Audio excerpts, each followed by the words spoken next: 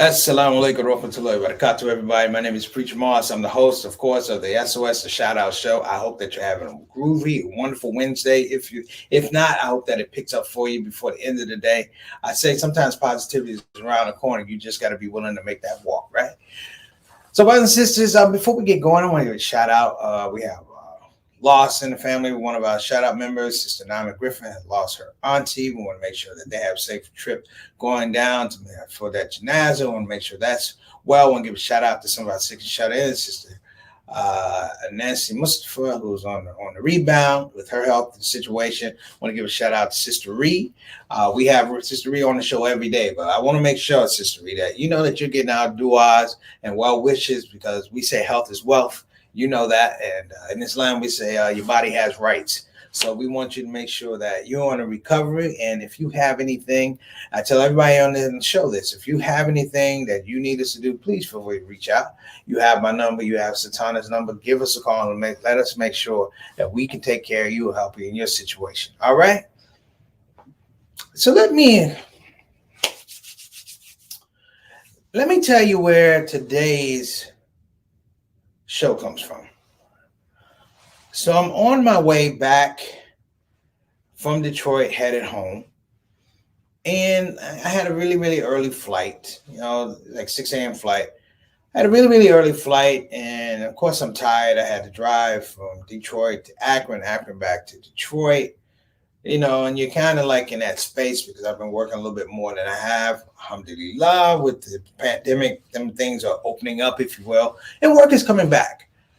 So I get to my seat.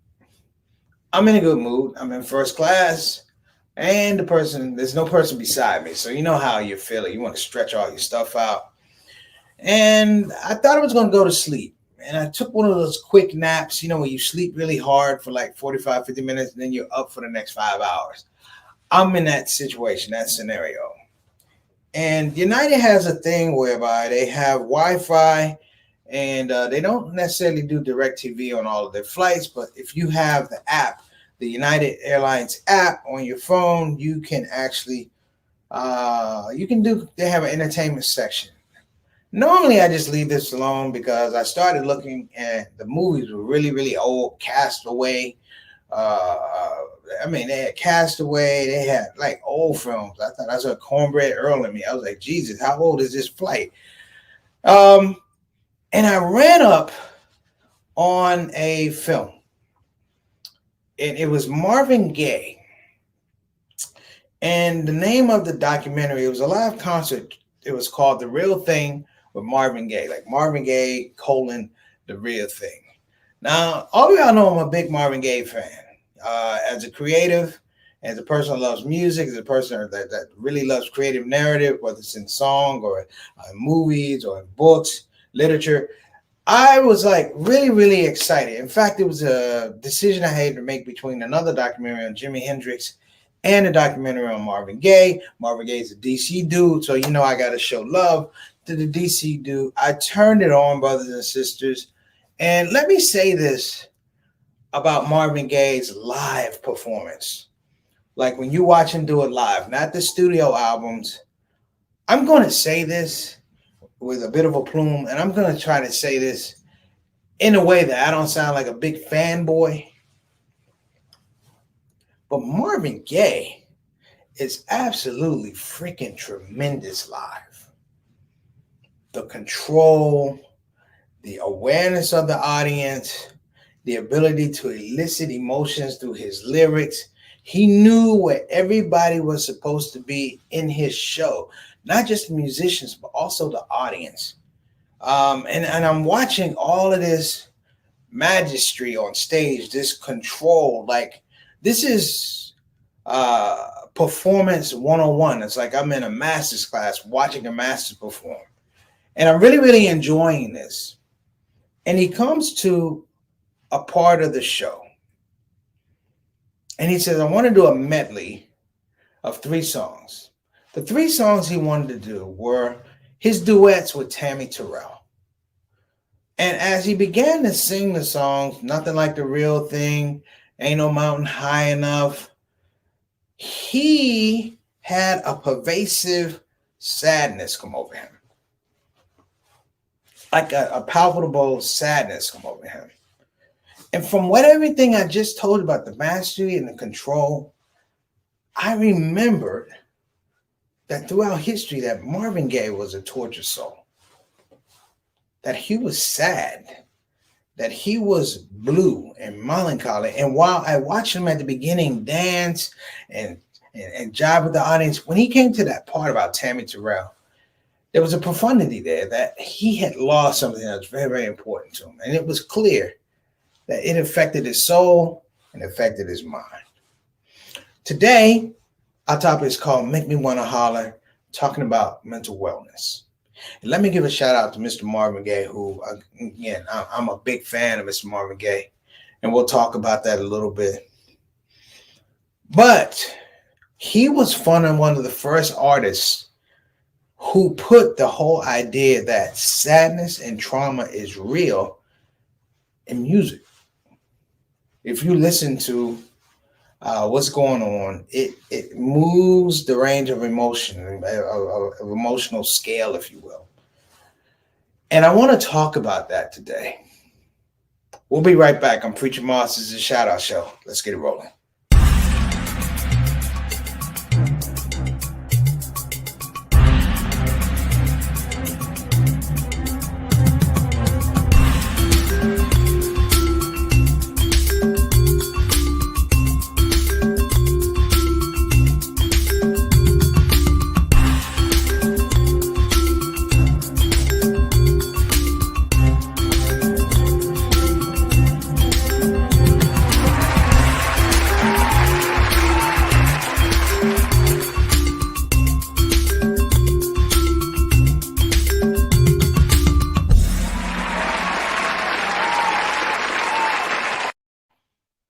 All right, everybody, we're back. Thank you again. Before we get started into our subject matter, let me go ahead and give some shout outs to our brothers and sisters that are already in the comment section. They're here, they are loyal. Let's roll them out. First up, who do we have? We got Sister Ree. How you doing, Sister Ree? Again, well wishes to you on your health. And believe me, you are not alone in your struggle with your health. You have family, you have people here for you. Give us a call. Peace and blessings to your husband and your son as well. Next up, got Sister Aika coming all the way from Depok, Indonesia. How you doing, Sister Aika? Waalaikum assalam wa rahmatullahi wa barakatuh to you and your family. In fact, Sister Aika was dealing with some illness in her family, and alhamdulillah, she got the right specialist to see her family member, and they're doing well. You know, that's so important. Early detection, brothers and sisters. Don't be like me. Go see your doctor. When you're sick, don't go to emergency. Go to the doctor. All right? Next up, got my main man, Altaf Rashid, all the way from Toronto, Ontario. My main man, the Canadian ambassador, the only Canadian ambassador that we've had to the show. Altaf, if I ever get another show, you're going to be the Canadian ambassador on that show too, brother. He's Mr. 6 o'clock, brothers and sisters. Mr. 6 o'clock, straight up, straight down. Always on the prowl. He's always on the premises, always on post. We appreciate you. Thank you so much, brother Altaf. Appreciate you. Next up, we got my day one, my little brother JT, better known as Johnny L. Thomas. Thank you so much for coming on the show. You got to switch it. Walaikum assalam wa rahmatullahi wa barakatuh. Preach and Satana. I keep telling you, man, you were on point for a couple days. Got to put it back up there. However, I want to make sure I can show you some love, man. Call me back. I called you early in the morning to annoy you, so you owe me a call back, man. Much love to you and the family and the wife and my nephews. All right.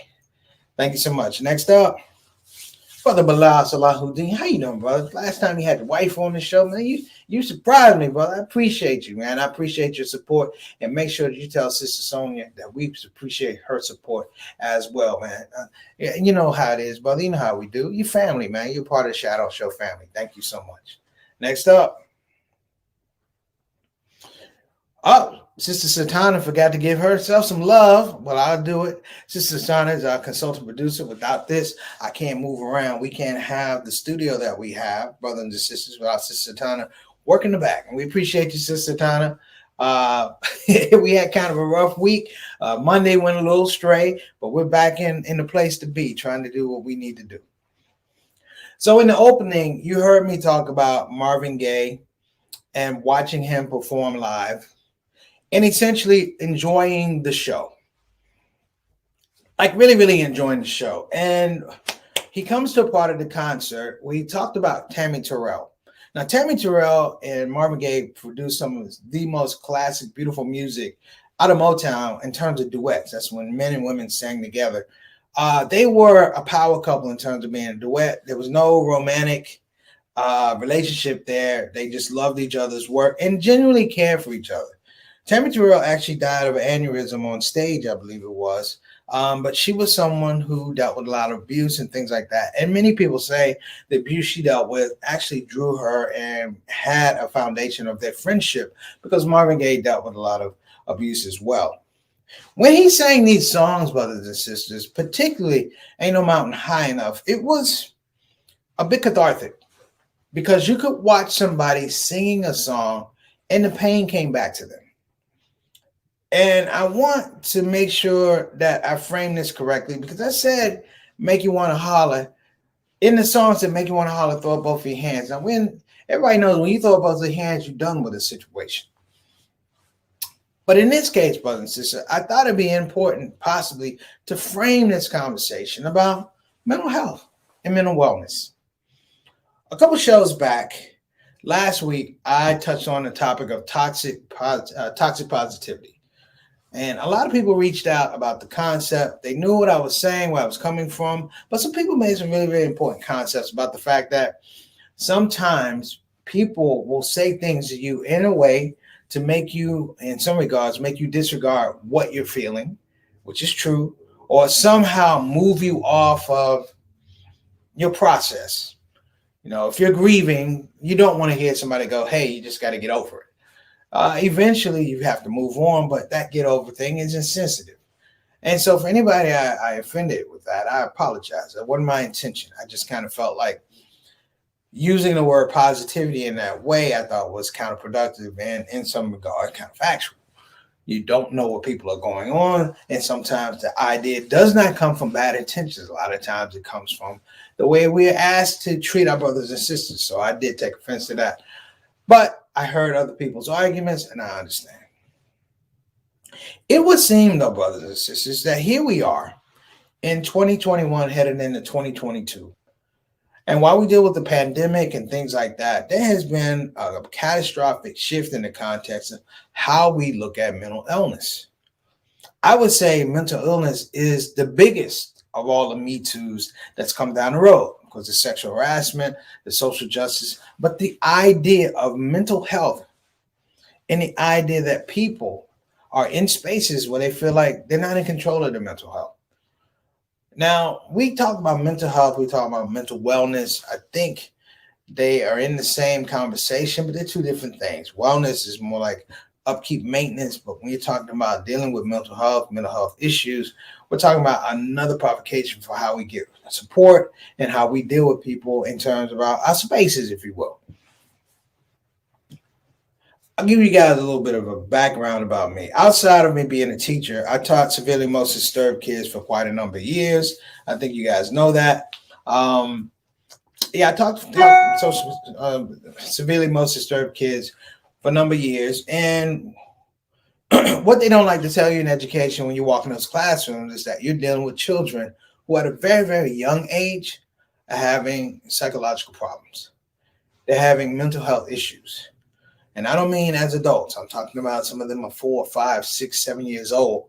And what makes it difficult for them to cope is that they're not even aware of what their own feelings are.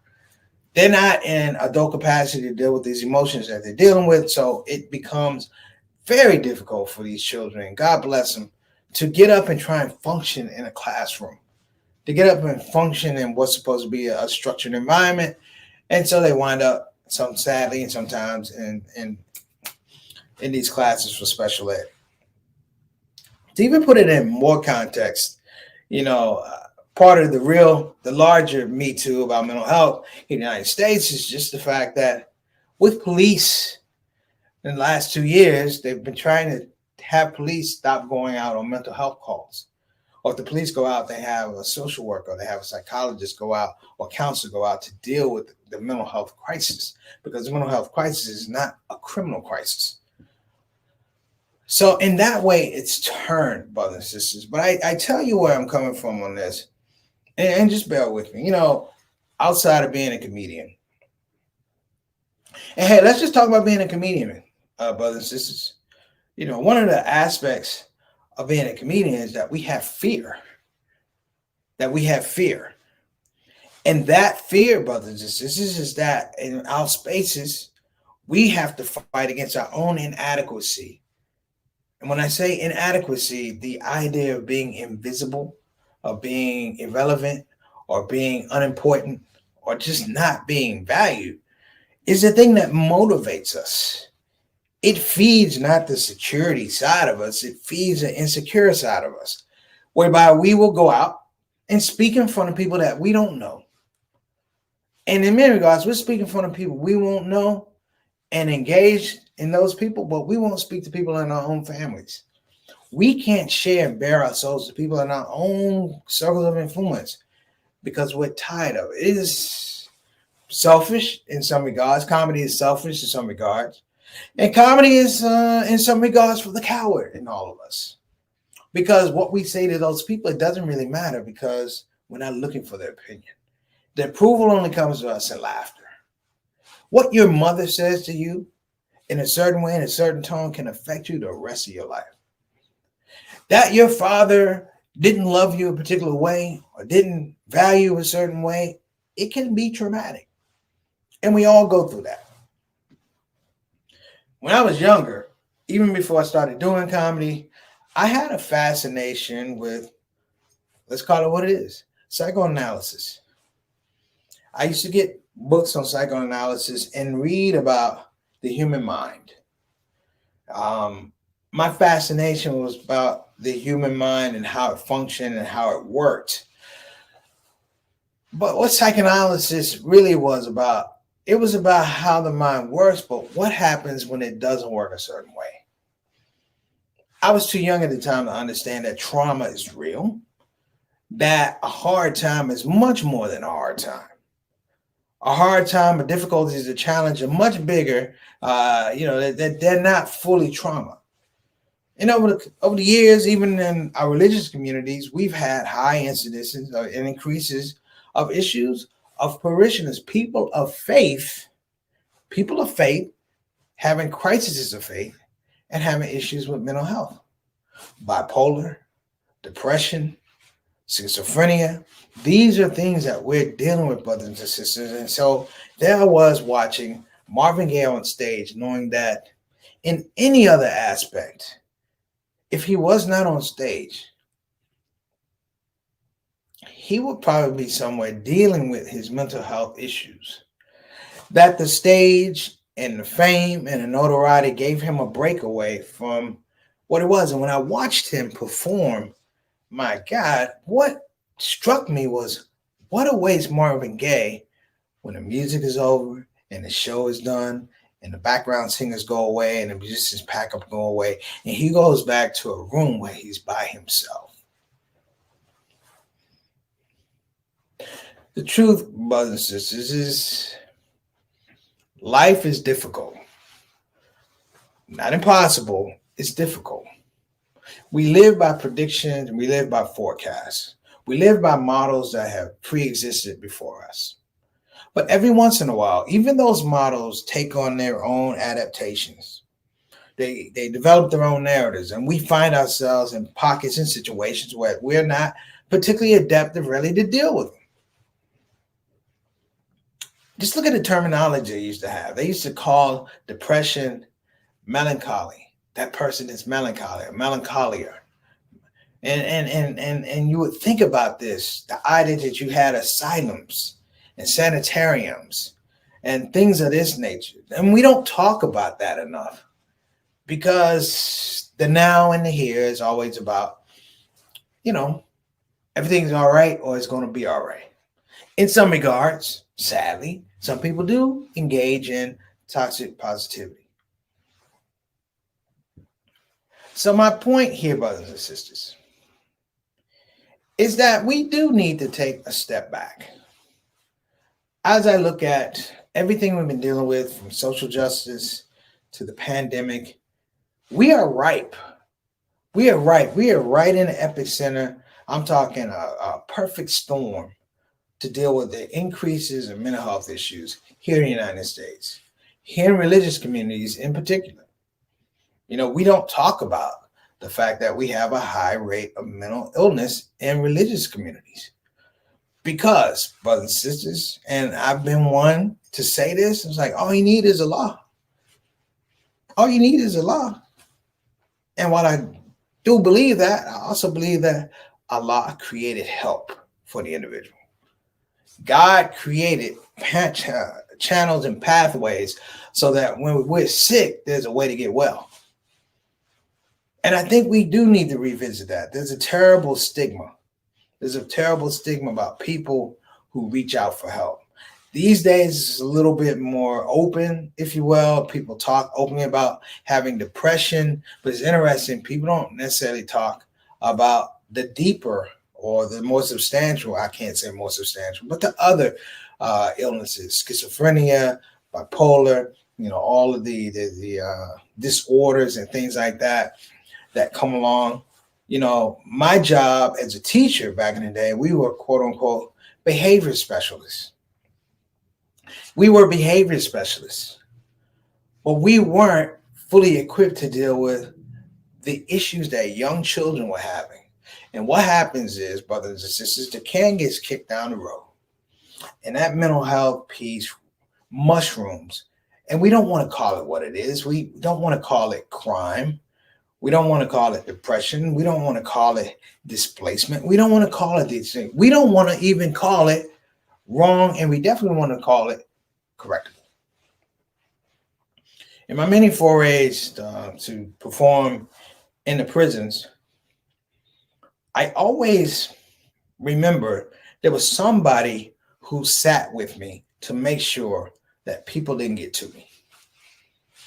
Let me say it again. Essentially, I had a bodyguard every time I went to the prison.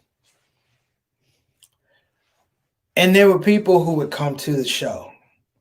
And later in life, you realize that the people that came through the show, they were screened, brothers and sisters. They were screened. They went through a process of having to be on a particular level to attend the show.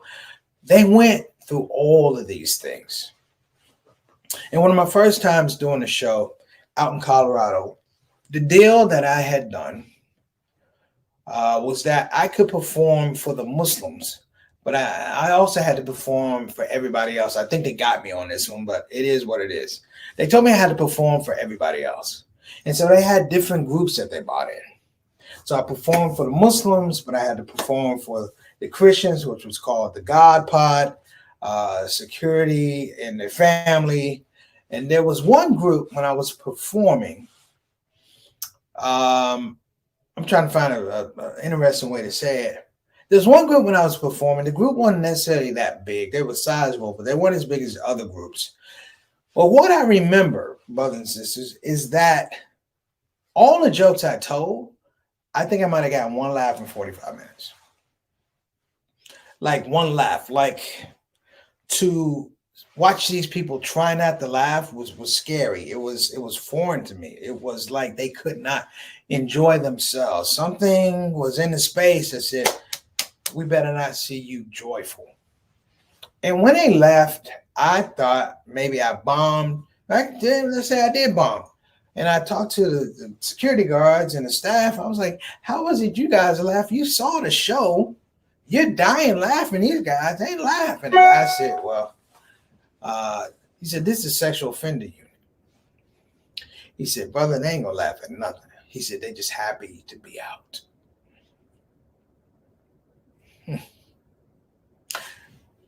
Now, I thought about that some years later, and it's easy to get caught up on this is sexual offender unit, of course. But as a person that's had to deal with behavior modification, that behavior is not normal. It requires deep and intense psychological attention and therapy. People in their soul, people in their psyche are confused. If the circuits are moved around, brothers and sisters. And we say And we judge, a lot of us, that that's what you get. I'm not saying it's right, it's not wrong. I'm saying this is where we are. But it's the same way about crime.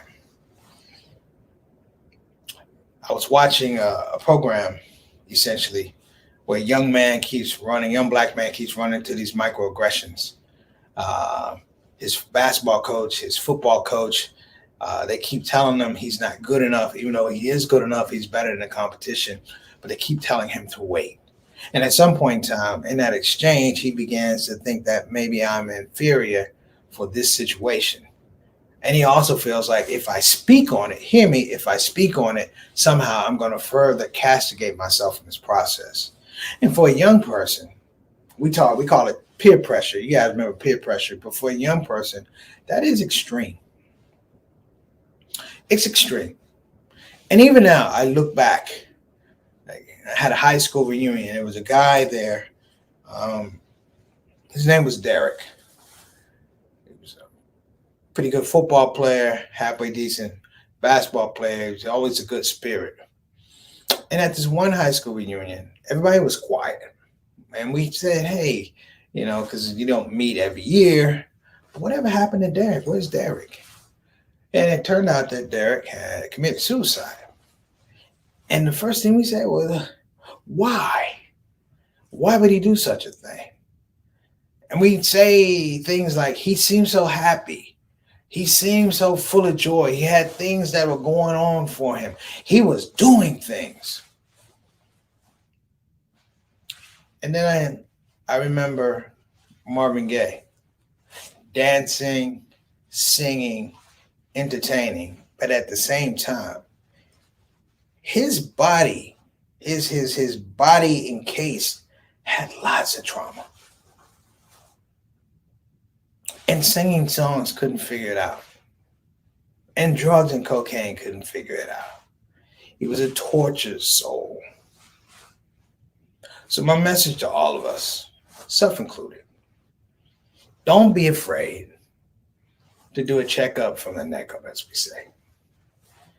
And I say a checkup from the neck up because, the neck, if you hold it up, it gets to the heart. And meaningfully, and when I say meaningfully, check ourselves. We've come through a terrible, terrible amount of trauma just with COVID. The incredible loss of life, loss of welfare. Sorry about that.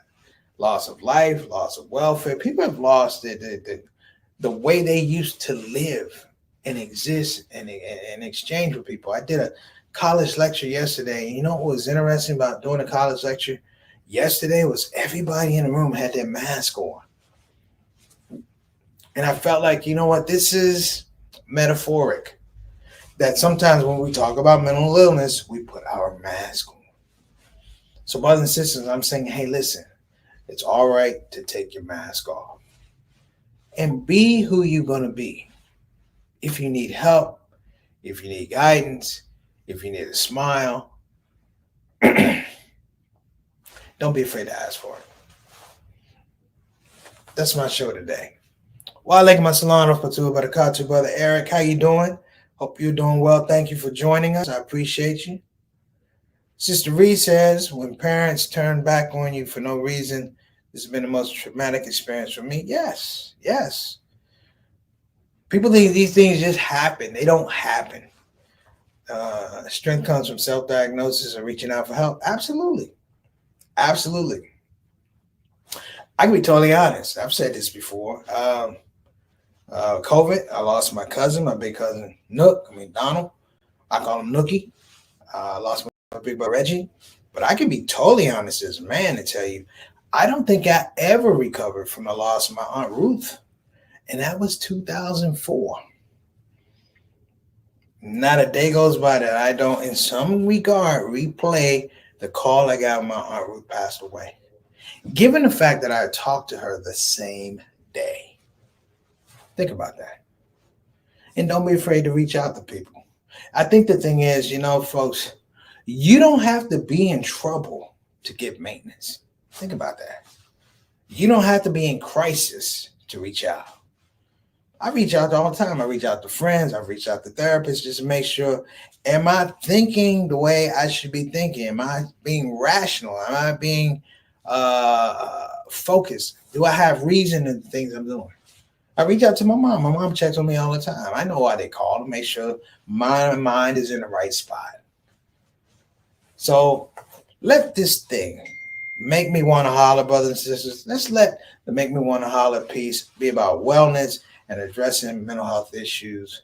Of course, it's going to be some crisis in situations, scenarios, but sometimes it's just maintenance, and sometimes it's just necessary.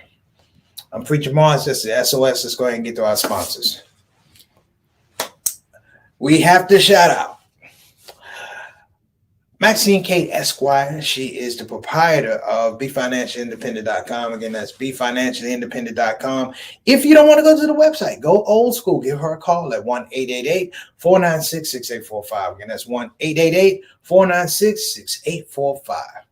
And on the education side, I want you to give Bayan Islamic Graduate School a call. Go to their website at bayanonline.org. And I'm going to tell you why. When I started taking classes at Bayan Online, I did sign up for Islamic Studies and Islamic Leadership. What was interesting, though, is you begin to understand that it's not Islamic. It's Islamic in presentation, but it's life in usage. And it permeates to so many conversations that you have. And all it does is give you just a strong context of what you're talking about and where it comes from. It's always wonderful, and I'm happy that I got my graduate degree in Islamic education, but it was always helpful to understand that these ruminations that I had in my mind had direct relationship and alignment to my faith, and that was the most powering thing. So make sure you check them out. If you're thinking about getting a doctorate or a master's degree, check them out. They have one of the top programs for the Master of Divinity with a focus in Muslim chaplaincy. You got to check that out. All right. So I'm going to get out of here. You guys have been phenomenal. I want to give a shout out to anybody that's having a rough time. Anybody who, might need a little hand, reach out. If you don't reach out to us on the shout out show, reach out to a loved one. If it's something that you think you can't deal with on your own, reach out to a mental health therapist. It's out there for a reason. All right. Like I say, Allah created relief and ease. So don't feel like you're not deserving of it. Go get it. That's a shout out show. Preacher Moss. See you guys tomorrow, inshallah. Assalamu alaikum warahmatullahi wabarakatuh. Well, team, we've come to the end of yet another show. And I have to say I had a good time, and I hope that you had a good time as well. Listen, at this part of the show, we have no more show. I could literally sing a song saying we have no more show. However, to spare all of us that embarrassment and chaos, I'm just going to say, please join us tomorrow here on the Shout Out Show, Monday through Thursdays, and every first Saturday, we do our Saturday Spotlight. Here we are again, 5 to 5:30 on the Central Time. And of course, we're going to do our rebroadcast at 8 o'clock Central, 9 o'clock p.m. And of course, that would be 6 o'clock on the West Coast. So time for you to go, because it's time for me to go. I think I will do that song. Thank you for coming to the show. Thank you for coming to the show. That's all the lyrics I wrote. But you get the idea. See you tomorrow. Assalamu alaikum. Shout out.